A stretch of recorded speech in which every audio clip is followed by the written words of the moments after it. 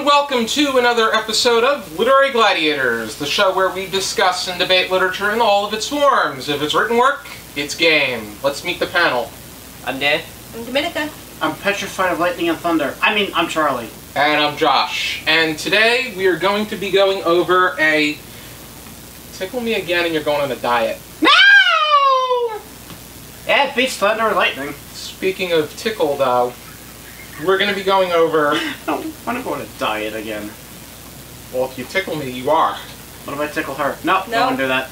I don't want to be in She'll put you on a court. diet, too. What if I tickle myself? Wow. You're Alright. welcome to do that. We are going to be going over a work about tickling, though. It's Mr. Tickle by Roger Hargreaves. This is part of the Mr. Men series. This is the first book in the series, actually. And the discussion starter that I have is... I kind of scream like a girl, I'm sorry. Can't help that. What do you believe was the purpose of this book being written? Who are you asking? It's everybody. Well, I just tried to tickle Josh, so... Purpose of this book?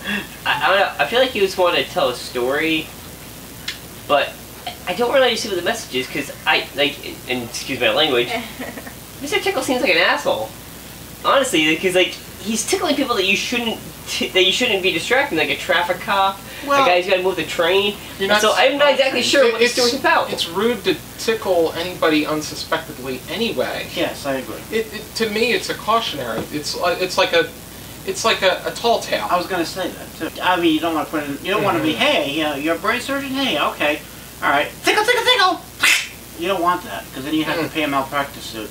And that's not fun. When I was reading it, what I got out of it was that you don't always know what kind of effect you're going to have on people in their lives, whether it's with your happiness or your sadness, your anger, any emotion. Yes. And to always keep yourself kind of in check and know what you're putting out there and the effect that it has. Be more aware of just yourself. Right. Because sometimes when you think you're doing something good, you might not be, and in their case, not so much. It's a very interesting way to look at it. I mean, I think that is a very fascinating lens. Most of his other books, at least the two that I've read, and I think I've enjoyed them more.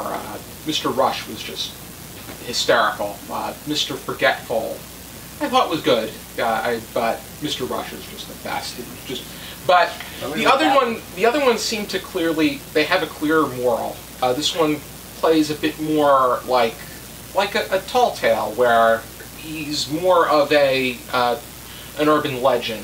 That's Not what I got out of it at But all. I mean, granted, it could mean that there are people out. It's a warning that there are people out there that are like Mr. Tickle, but it seems to present itself as Mr. Tickle is kind of like the Tooth Fairy, where Wait, what? they're telling the story like they would be telling about an urban legend, like a myth, kind of like it. Yeah, I mean, I The could see Tooth Fairy doesn't tickle you and ruin your life. No, he just No. takes And gives you money. But, Yeah. but I think that was where Hargreaves was trying to get his jive on. But I think that he begins to do that because the next one is Mr. Greedy. So it's probably a little bit more. That's probably where he gets on track to teaching the lesson of not being greedy. And for children's book, especially, I mean, I don't know what the age range was off the top of my head.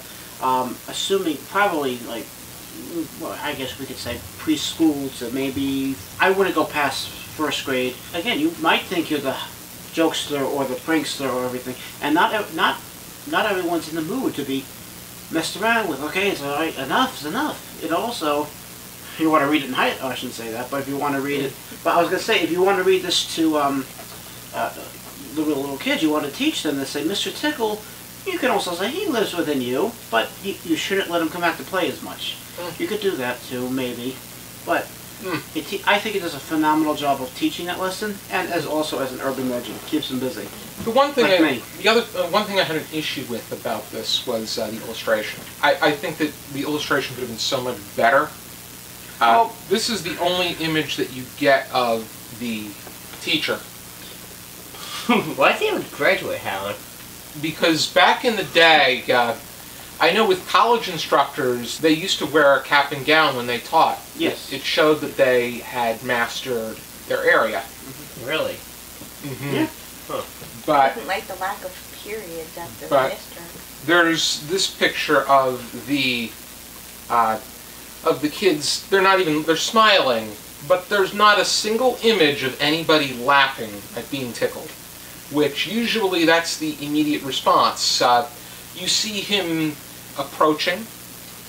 You don't really see so much. You see the grocer falls into the grocery, the vegetables or the fruits or whatever he's dealing with, but image choice was an issue in this book. Yeah. Well, again, like I said, when it comes to the really, like preschool, kindergarten, that's probably all, you know, it's for the little kids. Like, kind of like myself, even though I've grown, you know, in a way, it's for the little kids. So, and they, honestly, they might be passing it around, looking at it, like, you know, so you know how some little kids are, you know, I mean, I do have a little bit of an education background, and I read stories like that to kids, and, you know, a lot of the time we would pass, you know, remember when the teachers would read to us, and they'd pass it around. I think he did a good job with the images, but yeah, I do agree, you know, it's not going to please everybody, let's put it that way. It's not going to please everybody, but it's, like I said, it's probably meant to be, you know, brought to the schools, to the libraries for kids and whatnot, and whatnot. So it's made in a lot of, you know, how books are made now, constantly, constant. Teachers may request, like, they might say, I want 100 of that book. So, I don't know. I mean, that's kind of going on a stretch there. But it was really cute. I thought it was really cute. Okay. I think it's kind of like more of like, as she said, cautionary tale. He tickles people who are in the middle of their jobs, basically, and things like, as you mentioned, the grocery clerk, he falls into that thing of fast food. So it kind of makes it seem like Mr. Tickle is kind of like a mischievous spirit or something like that, or a mischievous being, you know, that causes havoc where he goes, tickling people. Which is why I said he was an asshole. Yeah. I kind of just... Mom, he's cussing again. Sorry. I kind of just saw it as, be aware of what you're doing. Right. That's basically the most I can get out of it. It didn't seem to be much of a conclusion on Mr. Tickle learning from his mistakes. It just kind of ended up, you know, with him all relaxing on the chair and just enjoying life. And then coming for you, basically. Yeah, Completely Mr. oblivious to what he had done and how he affected people, which I think is just kind of leading you more towards, you know, be aware of the effect you have on in most others of around you. in most of the cases, the characters within the series, their habit is challenged in some capacity. With Mr. Tickle, that's not the case. Mr. Tickle just keeps doing his thing. Yeah. There's a way that their essence, they continue to be who they are, but that's not the case with... Mr. Tickle just continues to be who he is. He just continues to be a smug little thing. He was kind of a cute, smug little thing, you know, because he had the cute little hat and whatnot. Everyone has a tolerance level. If you go above that tolerance level, you like, okay, honey, enough. You know, when you get to that point, you back off. You know. He did not have that Yeah. sense. You know. So I can see it. I can also see it being as an urban legend. I can also see it being as a cautionary tale. It can also be seen as a pastime, just to make the kids laugh. But also, I think the Mr. Men series is good at doing that, because I still laugh at Mr. Rush. How would we rate this? 0 to 5 stars, half stars per minute, Dan? I'd give it about 3. You know, it's a good story for kids, but I feel the thing is, without Mr. Tickle learning anything, the message is kind of lost. So, but otherwise, it's still a good story for kids. I literally completely agree, and would also give it a 3 for the exact same reasons he would. I'm going to give it a 3.5. Okay. I'm giving it a 3 as well, because I don't think this is Hargreaves' strongest, and I think that the illustrations miss often. There's nobody laughing. There's no lesson. No, there's no lesson either, but Mr. Tickle tickling people.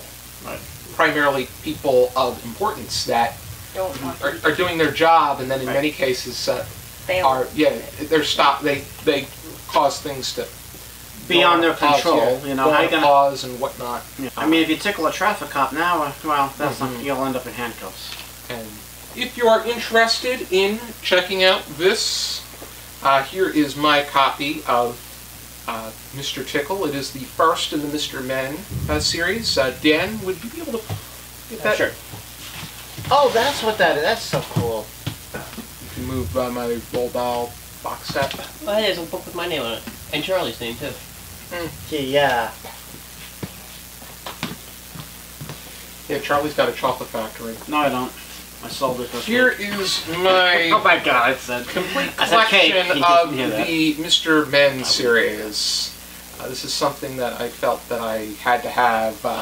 I think I watch enough BookTube that people show off Roald Dahl box sets and I have drumsticks. Mr. Men box sets. I had to get my hands on them, and me being the book collector that I am, I have no boundaries. Thank you for tuning in to this video. I hope you check out some more videos from our channel. If you like what you see, please hit that subscribe button. If you like this video, please give us a good old like to show us that you enjoyed it. And if you want to keep the discussion going, please feel free to do so in the comments, and we will be happy to reply. For now, keep reading. Bye. Hi, I'm Kayla from Literary Gladiators. Join us next week while we talk about Annihilation by Jeff Vandermeer with Brian, my husband, and Josh. Make sure you check us out on Patreon if you like our content, and don't forget to follow me on my podcast, Drunk in the Library.